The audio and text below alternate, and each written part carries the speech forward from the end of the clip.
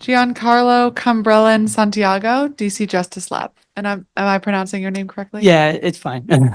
Okay. Good afternoon, Chairwoman Pinto and distinguished members of the committee.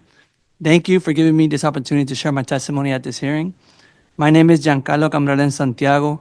I am a policy and research associate with DC Justice Lab. I'm here today on behalf of the Unlock the Box DC Coalition, working to end the use of solitary confinement in all its form in the District of Columbia. To be clear, solitary confinement is being confined or isolated to itself for 22 or more hours a day with only a prescribed hour outside of your cell. It inflicts long-lasting damage and is classified by the United Nations as a form of psychological torture, particularly when it goes more than 15 days. Whether someone is locked in a cell with another resident or held alone with only brief controlled time outside, the extreme restriction on movement and interaction makes solitary confinement a prison within a prison. That said, I'd like to first take time to thank Chairwoman Pinto for her continued attention to this topic, her willingness to ask tough questions, and her eagerness to engage with us. This has allowed for critical discussion on the use of solitary confinement and the ability to make progress. However, it has been a tough road moving forward to end this practice at DC Jail. Far too often, people hear that solitary confinement does not exist at DC Jail, yet the Department of Corrections actively uses restrictive housing, which constitute solitary confinement. Further, historically, DOC's use of safe cells and administrative segregation function like solitary confinement. While DOC states it has changed some of its policies of these housing statutes, it remains to be seen if such practices have actually changed.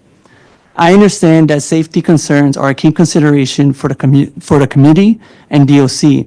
However, in Virginia, both the House and the Senate recently passed bills to limit solitary confinement to 15 consecutive days, ensure access to out-of-cell programming and health evaluations, and require regular reviews of placements in solitary. Similarly, the New York City jail system has prioritized alternatives by implementing intensive, structured therapeutic programming without isolation.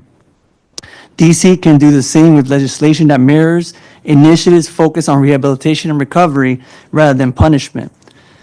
This year, with the Erase Solitary Confinement Act, reintroduced by Councilmember Nadeau and 6 of your colleagues, we have the opportunity to bring critical reform to DC Jail.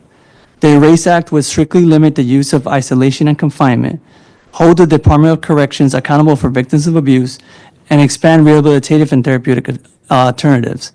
I respectfully urge this committee to hold a public hearing on the Erase Solitary Confinement Act this year. This will allow more voices to be heard on this topic. Please press Department of Corrections for transparency on the use of solitary confinement and work with the coalition to improve conditions at DC Jail. Thank you for your time. Thank you very much.